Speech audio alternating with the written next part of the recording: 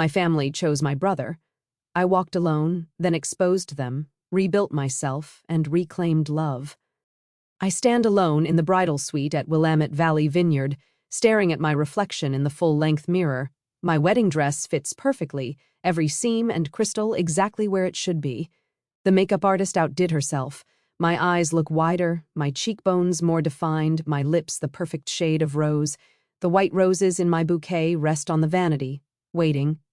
I check my phone for the 14th time in 20 minutes. No messages from Mom, nothing from Dad, not even a text from Logan. A soft knock at the door breaks the silence. Martha, the wedding planner, pokes her head in, her practiced smile barely hiding her concern. "It's time, Caroline. Are you ready?" My eyes drift to the window overlooking the ceremony space. 90 guests are seated in neat white chairs. The string quartet plays softly. Petals and peonies drift. In the front row, 3 empty seats stare back at me like accusations. "They're not coming, are they?" My voice trembles despite my best efforts. Martha's smile falters. "There's still time," she says, "but we both know it's a lie." I take a deep breath and smooth the silk of my gown. "Let's go." The doors to the garden open, and 90 heads turn to watch me walk alone down the aisle. I feel their sympathetic gazes like physical touches, little pats of pity that make my skin crawl. Some whisper behind cupped hands. Others offer encouraging smiles that only make the hollow feeling in my chest expand. My focus narrows to Ethan waiting at the altar, his eyes steady on mine. The love radiating from him is almost enough to push away the memory of my mother's voice 3 days ago.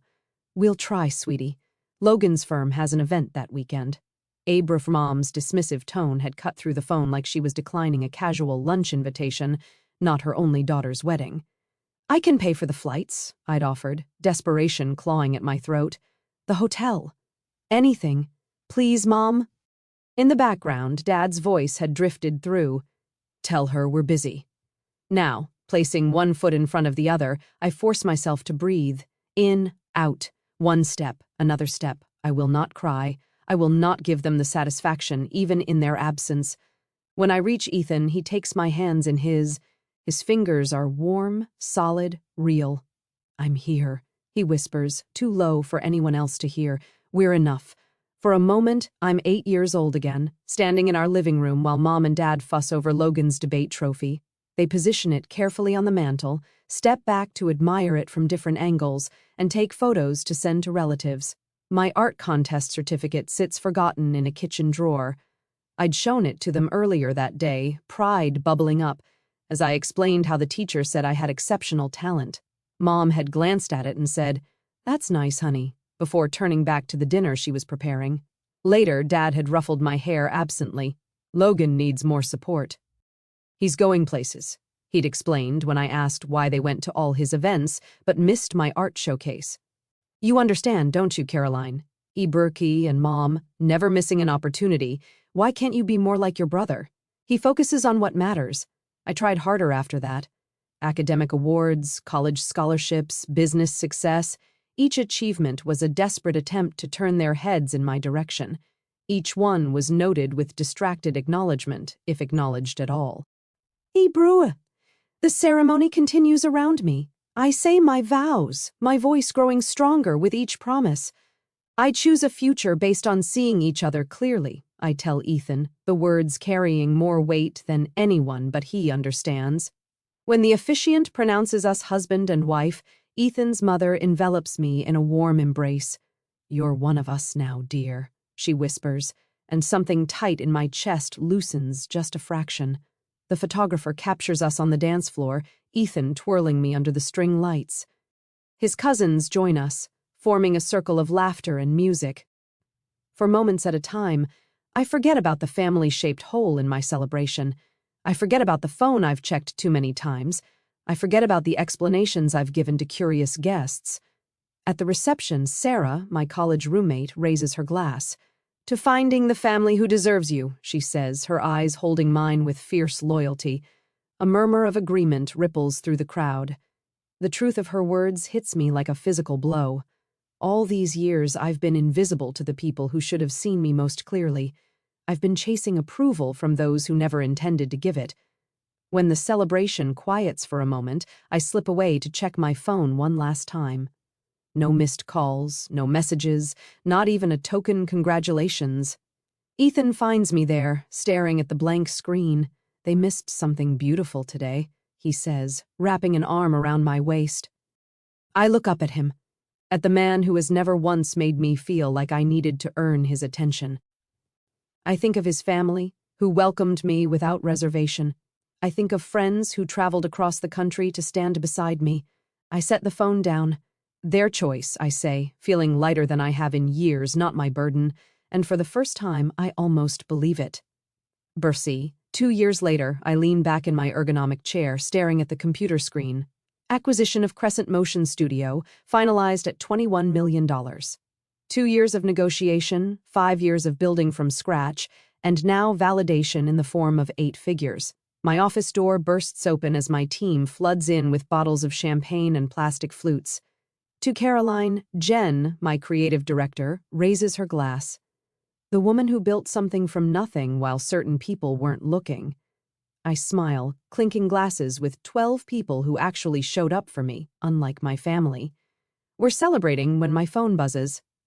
A notification from Instagram. Logan posting about his twins' private school fundraiser. I shouldn't look. I do anyway.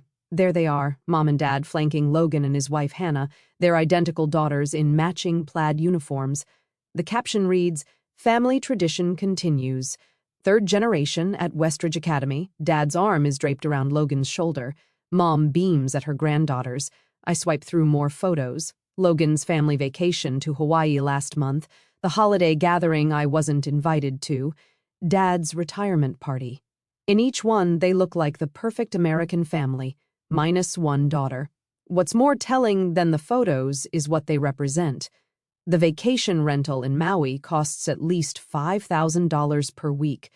Westridge Academy runs $30,000 per year per child. Logan's house, in the background of several shots, sits in a neighborhood where nothing sells for under $2 million. All funded by my parents' retirement savings and family investments, according to the gossip from distant cousins who occasionally remember I exist. "Abra, Caroline?" Jen touches my arm. "We lost you for a minute." I lock my phone screen. "Just checking messages." "Where were we?" The celebration continues around me, but I'm mentally calculating. Logan's law firm is moderately successful, but nowhere near the level that would support his lifestyle. My parents have been quietly propping him up for years, depleting their retirement to maintain his image. Meanwhile, my $21 million acquisition doesn't warrant so much as a text message. After the team leaves, I scroll through my parents' social media. Hundreds of posts about Logan's accomplishments, the twins' milestones, family gatherings. My existence is limited to a single birthday wish last year, a generic "Happy Birthday, Caroline," without even a photo. I close my laptop and make a decision. Brew free. The next morning, I call my financial advisor. The Porsche Taycan, metallic gray. I want to complete the purchase today. 3 hours later, I'm signing paperwork for a $135,000 car. It's extravagant, unnecessary, and exactly what I want. Not because I need my family's approval, but because I never needed their money. Back home, I take a single photo of the car in my driveway, the afternoon sun gleaming off its metallic finish. I post it to Instagram with a simple caption, "Dreams realized." For 3 days, nothing. Then, on Wednesday afternoon, my phone lights up with a name I haven't seen in 5 years, Mom calling. My stomach tightens as I answer. "Hello? Abrahi, Caroline." Mom's voice carries that particular blend of authority and urgency she reserves for family crises. "We need to talk. Family meeting tomorrow." "Abraka family meeting?" I repeat, hearing the disbelief in my voice. "After 5 years of silence, you're calling about a family meeting?" "Hibursar, this is important." She pauses, and I hear Dad's voice in the background. Tell her it's important, as though I can't hear him. "What's important?" I ask. My wedding wasn't important. My business wasn't important. What exactly matters now? Mom's voice tightens. "It's complicated. Financial issues. We need to discuss it as a family. Abr, of course. They saw the car. They know about the acquisition. Suddenly, I'm family again. Tomorrow at 2, I say before hanging up. The next morning, I slide into my new Porsche. the leather seat cool against my back. The drive to my childhood home takes 40 minutes, time enough to remember birthdays celebrated without me, achievements unacknowledged, holidays spent alone while they gathered without me. I park in the circular driveway, my metallic gray Porsche looking starkly modern against their traditional colonial. For a moment, I sit there, hands gripping the steering wheel. The last time I stood on that porch was 6 years ago, when I'd announced my engagement to Ethan. Mom had nodded politely while Dad checked his watch repeatedly, clearly waiting for me to leave. They've never needed me before. Why now? Brewery. My phone buzzes with a text from Ethan. Remember who you are. Call me if you need extraction. I smile despite myself. Another notification appears, an email from Naomi Blake, the investor who believed in crescent motion when no one else would. Your worth isn't measured by those who couldn't see it. A final alert, my assistant confirming tomorrow's meetings. Don't let them take too much time. You have the production review at 4. Abe wrote. I take a deep breath, remembering my therapist's words from last week's session, boundaries aren't punishments, they're protection. I straighten my shoulders and step out of the car. Before I can knock, the front door swings open. Mom and Dad stand there, their expressions shifting from annoyance to shock as they take in the Porsche behind me. You've done well for yourself, Dad says. Not hello, not I've missed you, just an assessment of my financial worth. Yes, I reply simply. No hugs, no warmth. They lead me to the dining room table where Logan and Hannah already sit, their faces a study in calculated concern. Abra Caroline. Logan nods, though we spoke last week instead of 5 years ago. Let's get straight to business, Dad says, pulling out financial folders. I remain standing, my purse strapped tight in my grip, the only outward sign of the turmoil beneath my calm exterior. No, first I'd like to know why I'm suddenly important enough to include in family discussions after being excluded from everything else for years. Bro, Mom and Dad exchange glances. Logan shifts uncomfortably. We can discuss that later, Mom says, her voice slipping into the dismissive tone I know too well. We have more pressing matters now, Abrook. I'm not in a rush, I reply, still standing, and I'm not interested in being convenient family only when you need something. For the first time in my adult life, I see uncertainty flicker across my father's face. In this moment, I understand they need me now. And for once, I have the power to decide what happens next. Thebrew. The dining room of my childhood home feels smaller than I remember. Richard sits at the head of the table, hands folded like he's presiding over a board meeting rather than a family crisis. Elaine perches beside him, her posture perfect despite the worry lines creasing her forehead. Across from me, Logan slumps in his chair, his designer shirt wrinkled at the cuffs. Hannah sits beside him, a leather photo album open on her lap. It's foreclosure, Caroline. Richard's voice is firm but carries an unfamiliar tremor. Logan's mortgage is 3 months behind. The twins' private school tuition is unpaid for this semester. I say nothing, letting the silence stretch. 2 years of no contact, and this is what brings us together. You need to help your brother. Richard slides a document across the polished oak table, loan paperwork already filled out. The presumption steals my breath. Hebrew, think about your niece and nephew. Elaine's voice catches, a practiced hitch that once would have sent me scrambling to please her. They're just children. They shouldn't suffer because of financial difficulties. Ibrahful Logan leans forward, eyes narrowed. We're family. That's what family does. When one of us succeeds, we help the others. Hannah flips the album open wider, pushing it toward me. They ask about Aunt Caroline all the time. She points to photos of children I barely recognize, their faces shining at a birthday party I wasn't invited to attend. Maddie wants to know why you never visit. Richard clears his throat. We've done everything we could. Our retirement fund is... He trails off, exchanging a look with Elaine. We've been supporting them as best we can. The implication hangs in the air between us. My success means I owe them. My independence is selfish in the face of family need. I close the photo album and slide it back across the table. Where were you at my wedding? The question falls from my lips with surprising calm. Logan blinks. What? My wedding. 2 years ago. Where were you? Elaine's hand flutters to her throat. We were busy. Logan had that event with his firm. It wasn't convenient, Richard adds, as if commenting on a missed dinner party. I nod slowly, feeling something crystallize inside me. And yet here you are now because you saw the Porsche on Instagram. You only contacted me because you saw the car. Ibrahim Logan's face flushes. That's not fair. Cupra, isn't it? I sit straighter. Is the named hour of my financial independence in my spine. Where there once was an anxious curve, there's steel. I built everything alone. Every scholarship, every client, every late night. Where were any of you? Richard's eyes narrow. What's that got to do with the current situation? Thing.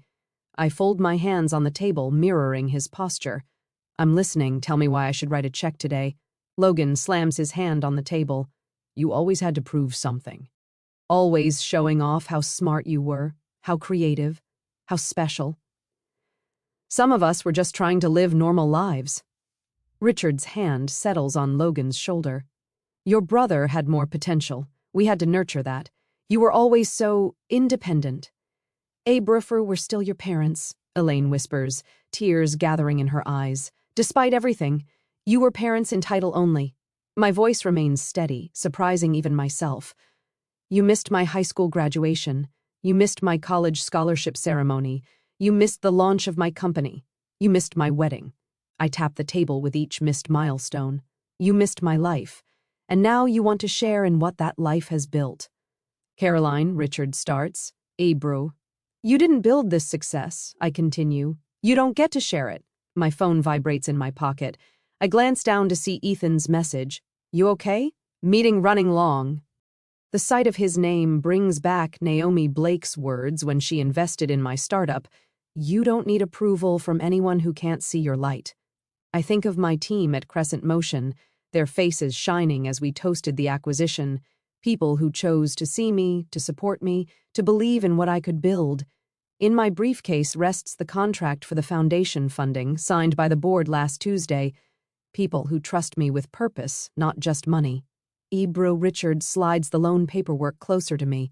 We're only asking for what's reasonable. Family helps family. The interest rate is quite fair, Elaine adds, as if offering a favor.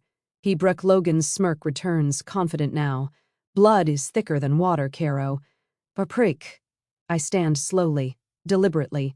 The motion draws their eyes, their bodies leaning forward expectantly. I reach for my briefcase and set it on the table with a soft thud. I've made a different decision, I say. Logan's eyes fix on my hands as I unlatch the briefcase. Richard shifts forward in his chair. Elaine's fingers twist the napkin in her lap. Instead of a checkbook, I withdraw a single document and place it on the table. This is the announcement for the Rivera Media Scholarship Foundation. $16 million to create opportunities for young women in digital media arts. I smooth the paper with my fingertips. The press release goes out tomorrow morning. Abrock, 16 million? Logan chokes out the number. Named after Miss Rivera, my high school media arts teacher, the woman who attended my gallery showings when my family was too busy. The money is legally protected in a foundation trust. The board approved the allocation last week. Silence falls like concrete across the table. I'm helping girls who never got the applause I didn't get, I say, gathering my belongings. That's what family means to me. Logan's face contorts, veins standing out on his forehead. You're wasting it on strangers, on nobody girls who deserve better than what I got. I snap my briefcase closed. Girls who need someone to invest in them. My parents sit stunned, staring at the paper that represents millions they'll never touch. I pick up my phone, turning the screen toward them. A recording app displays an active timer, 36 minutes and 14 seconds and counting. I've also documented every manipulative message from today, I say quietly. Every threat, every demand, every guilt trip, just in case anyone gets creative with legal claims against the foundation. I walk toward the door, my footsteps echoing in the silence. Behind me, I hear Logan's chair scrape back violently. You can't just leave, his voice cracks. We need that money. See. I pause at the threshold, not turning back. No, Logan, what you needed was to show up. At my graduation, at my company launch, at my wedding, I place my hand on the doorknob, but that opportunity has passed. The The door closes behind me with a soft click that sounds like freedom. The Porsche purrs beneath me as I drive away from my childhood home, my knuckles no longer white on the steering wheel. The further I get, the steadier my hands become. I press the call button on my dashboard. It's done, I tell Ethan when he answers. They showed exactly who they are. How bad was it? His voice fills the car, concern wrapped around each word. Exactly what we expected. I take a deep breath, feeling lighter than I have in hours. Logan lost his mind when I showed him the foundation paperwork. Dad tried to salvage the situation, but Mom just kept crying about family obligation. Are you okay? A fair question. I glance at myself in the rearview mirror, surprised to find no tears, no flush of embarrassment, only a clear-eyed woman looking back. I'm better than okay. For the first time, I saw them clearly, without hoping for something different. I'm proud of you, Ethan says. Remember, foundation board meeting at 9 tomorrow morning. Everything's ready for the press announcement. The timing had been deliberate. Establish the foundation legally before any family confrontation. Schedule the announcement before they could regroup. No emotional pleas, just legal structures they couldn't penetrate. The Rivera Media Scholarship would be my legacy, not a family drama. I'll be ready, I promise, before ending the call. The first message comes at 11:47 p.m. By midnight, my phone buzzes continuously with family emergency texts. I silence it and place it face down on my nightstand. The house is quiet, except for Ethan's steady breathing beside me. I don't need to read their messages to know what they contain. Morning brings 6 voicemails from my mother, the progression evident in her tone from weepy pleas about family unity to sharp accusations of betrayal, culminating in threats about what people will think of a daughter abandoning her family in their time of need. You've dealt with worse, I tell myself as I apply mascara, the morning routine grounding me. My navy suit, the one I wore when signing the acquisition papers, hangs ready on the closet door. Ethan hands me coffee in my favorite mug. Logan's been calling business associates, he says, scrolling through his phone, and your dad tried reaching my uncle. Predictable. I take a sip, the coffee bitter but fortifying. They're moving faster than I expected, but not more cleverly. The foundation board meeting goes smoothly. 12 accomplished women from media and finance, all personally vetted, all committed to supporting young female artists. The press release is approved unanimously. Launch details are finalized. The first scholarship recipient will be selected in 6 months. I'm reviewing the event venue proposal when Janine from reception calls. Miss Rivers, your family is here. They're causing quite a scene. Through the glass walls of my office, I can see security already moving toward the lobby. I straighten papers that don't need straightening. Have security escort them out, please, calmly and professionally. I watch through the windows as my mother's voice rises over the general office hum. My daughter is abandoning her family. Her hands gesture wildly, her pearl earrings swinging with emotion. Logan stands beside her, arms crossed, face flushed with the particular shade of red it used to turn when he was denied something as a child. My team watches me for cues. I stand, smooth my skirt, and walk to my office door. It's being handled, I tell them with a calm I've practiced for this moment. Let's continue with our work. Security escorts my family toward the elevators. Logan's voice carries back. This isn't over. We have family obligations you can't just ignore. That evening, I draft a single email to all 3 of them. I have documented your harassment at my workplace. Any further attempts to contact me at my office will result in a formal complaint. All communication regarding family matters must be directed through my attorney, whose contact information is attached. Direct and clear, says Patricia, my therapist, 2 days later. We sit in her sunlit office, the faint smell of jasmine tea between us. How did it feel sending that? Necessary, I trace the pattern on the armchair. Not satisfying exactly, more like setting a boundary. Yes. She nods. They're showing who they've always been, aren't they? People tend to reveal themselves under pressure, Patricia says. What you're seeing now isn't new behavior, just intensified. The realization washes over me, simple but profound. I wanted their love, but they wanted my resources. That's an important distinction. All those years, my voice trails off as connections form. The childhood neglect, the absent parents, the way they appeared only when I had something to offer.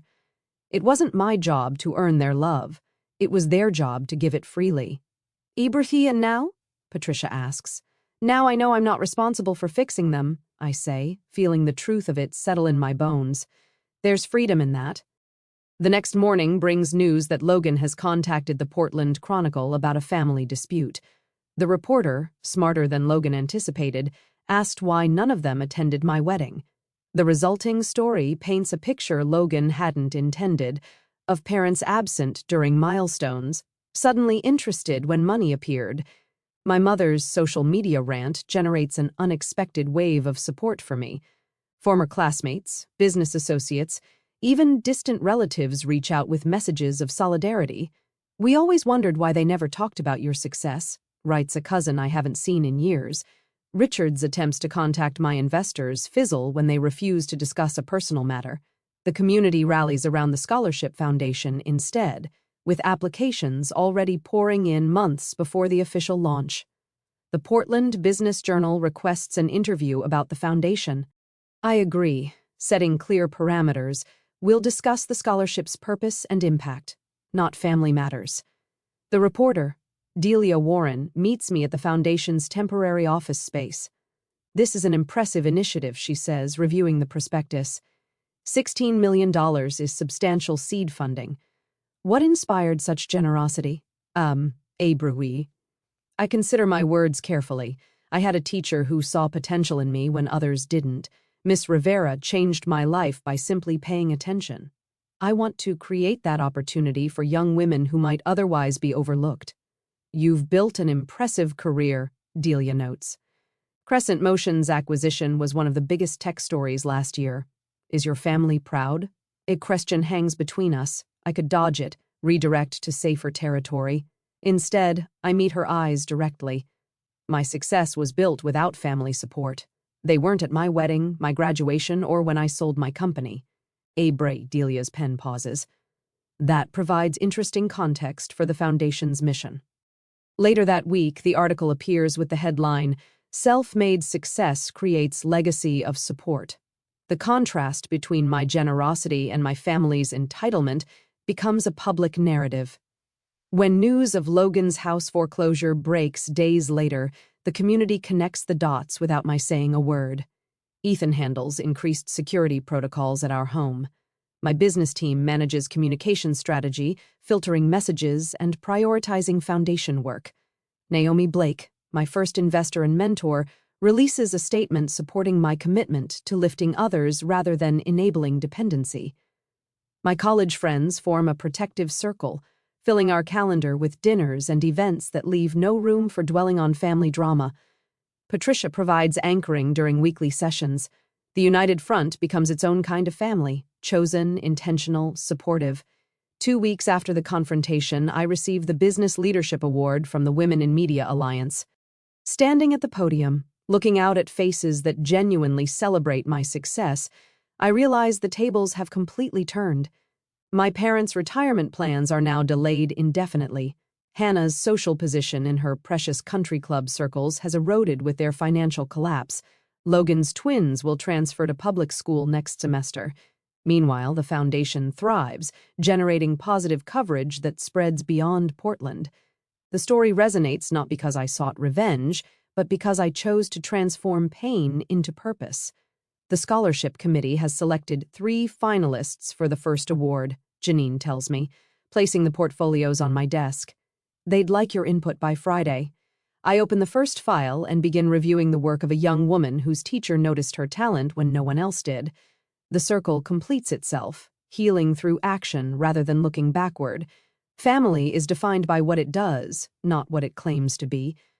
For the first time in my life, I feel truly seen. In the weeks that follow, I delete the 4th voicemail from Aunt Meredith without listening past her plea of, "Everyone misses you, Caroline." The Thanksgiving invitation sits in my email inbox, its subject line, "Family needs to be together," a transparent attempt at manipulation. My phone chimes with a text from my cousin Drew. I don't understand this rift between you and Uncle Richard. Can't you just talk to them? Proof. Of course he doesn't understand. He wasn't at my empty wedding. He didn't witness 20 years of invisibility. A letter arrived yesterday from Mom, the elegant handwriting unmistakably hers. "We always believed in you," she wrote, as if rewriting our entire history. The envelope sits half-burned in my fireplace, its edges curled and blackened like the lies it contains. Dad called my office directly last week. "We need to clear the air," he said, his voice lacking any acknowledgement of what they'd done. My assistant, following strict instructions, told him I was unavailable, permanently. The final straw comes when Logan sends the twins to my office with handmade cards. "We miss Aunt Caroline," written in childish handwriting I know isn't theirs. The manipulation is so transparent it makes my stomach turn. "They're desperate," Ethan observes that evening, examining the cards on our kitchen counter, "but they still haven't actually apologized." Aye, broy. I flip through the week's collection of attempts. The family attorney calls next, his voice professionally neutral. "There are moral obligations to consider, Caroline. Family ties carry certain responsibilities. The implication is clear. I'm the villain in their story, the heartless daughter who abandoned her struggling family. Pastor Wilson from the church I stopped attending years ago leaves a voicemail. Your parents are deeply concerned. Perhaps we could meet to discuss reconciliation? Two childhood friends, neither of whom I've spoken to in a decade, suddenly reach out. Your parents seem so heartbroken," says one. "The holidays are for forgiveness," says the other. When Logan's wife, Hannah, emails photos of the twins in Halloween costumes, "The children ask about you constantly." I nearly throw my phone across the room. "They're framing this entire situation as my responsibility," I tell my therapist during our weekly session. "My forgiveness, my duty, my failure to be the bigger person." "Bro, and how does that make you feel?" she asks, her eyes steady on mine. Ebrock angry, I admit, but also validated. They wouldn't fight this hard if they weren't afraid of losing control. The foundation selection meeting provides an unexpected challenge. The committee recommends a scholarship for Maya Harrison, a 17-year-old filmmaker whose application video shows remarkable talent and painful familiarity. "She reminds me of myself," I tell Ethan that night. Quiet, determined, overlooked. I watch her interview video again. Maya's eyes hold the same weariness I see in my own wedding photos. She talks about finding her voice through filmmaking when her family couldn't hear her. What if I'm wrong to cut them off completely? The question slips out before I can stop it. Broha Ethan sits beside me on the couch. "What brought this on?" Burki Maya. "If I'm telling these girls to find their strength, am I modeling that by running away from my family? Is setting boundaries running away?" Ethan asks. Broker. "I consider this. No, boundaries aren't abandonment. What would you tell Maya if her family treated her like yours treated you?" Bro free. The answer comes easily. I'd tell her she deserves people who see her worth. The Thursday, before Thanksgiving, I host dinner at our home. The dining room table extends to accommodate everyone. Ethan beside me, Naomi across from us, my business team scattered between. Maya sits at the opposite end, her scholarship certificate framed on the sideboard behind her. Our home glows with warmth my parents' house never had. Candles flicker in silver holders. Laughter rings against the ceiling. No one here needs to prove their worth to be seen. I raise my glass. To those who see us as we are. The toast echoes around the table. My phone stays off, notifications silenced. The meal unfolds in perfect rhythm, conversations flowing without the undercurrent of judgment I grew up with.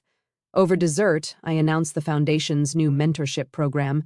I'll be personally involved with each recipient, I explain. We're creating connections that matter. Ibrathi Maya's eyes widen. "You'll be mentoring us yourself?"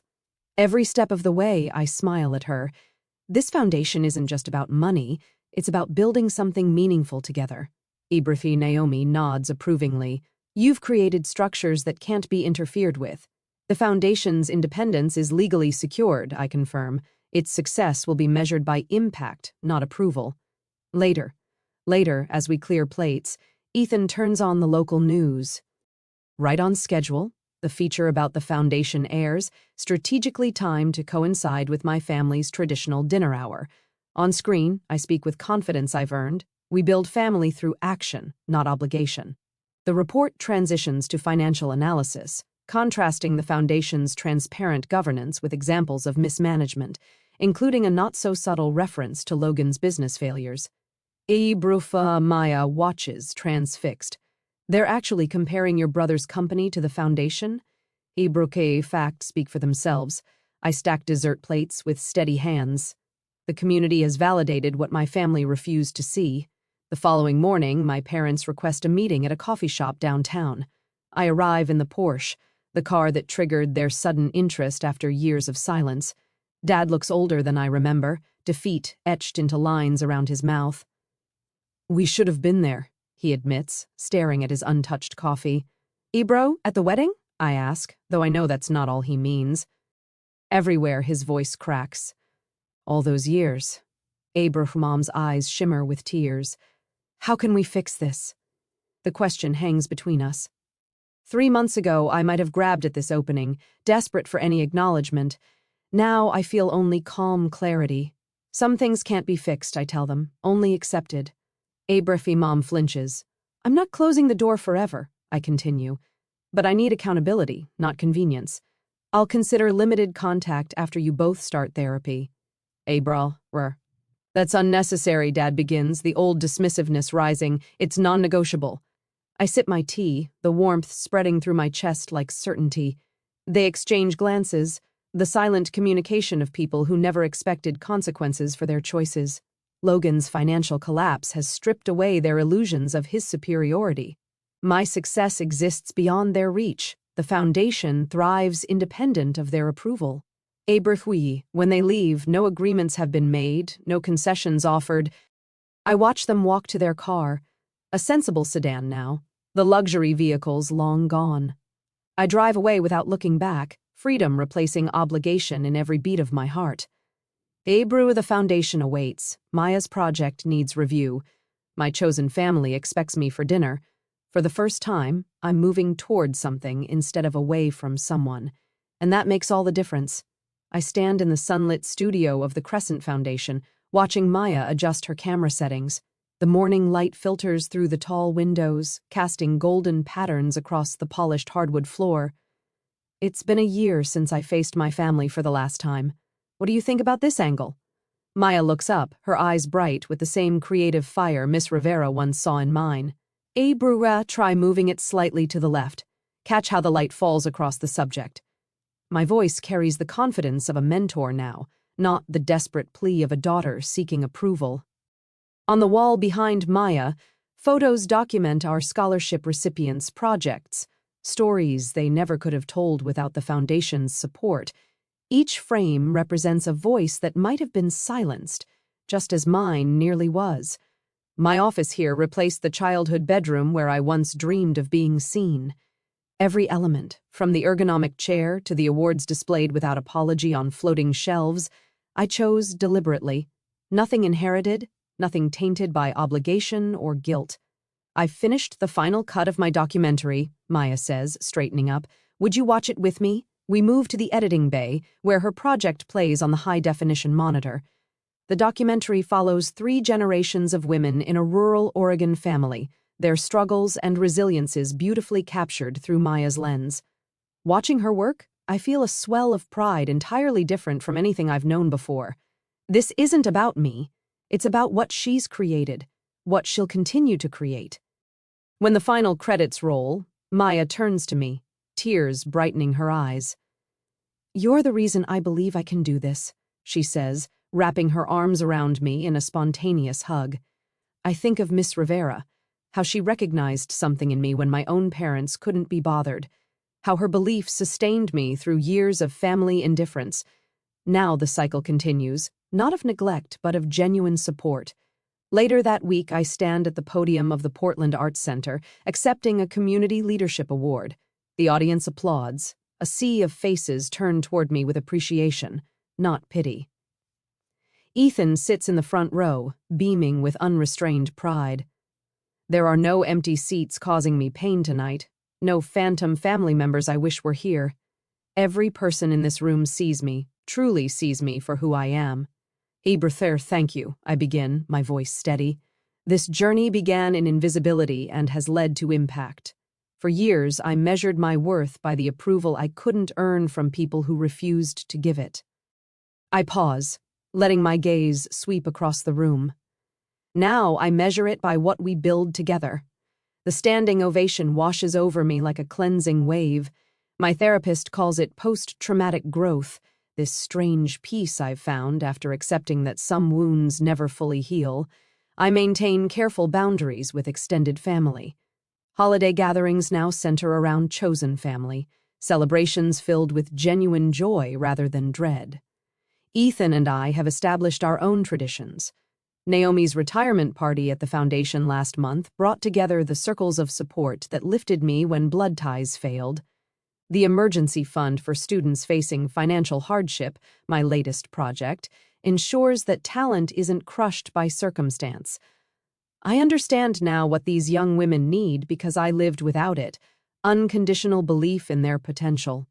Driving home through Portland in my Porsche, I pass the coffee shop where I once edited videos on a borrowed laptop. Through the window, I catch a glimpse of my parents walking on the sidewalk. Our eyes meet briefly. I don't stop. There's no pain in this moment, only peaceful acknowledgement. They taught me what love isn't. Ethan and my work taught me what it is. Tomorrow, Maya sets up for her next project. I'll be there, camera in hand, showing her techniques I've mastered over years of making myself visible. Family isn't who raises you, it's who lifts you.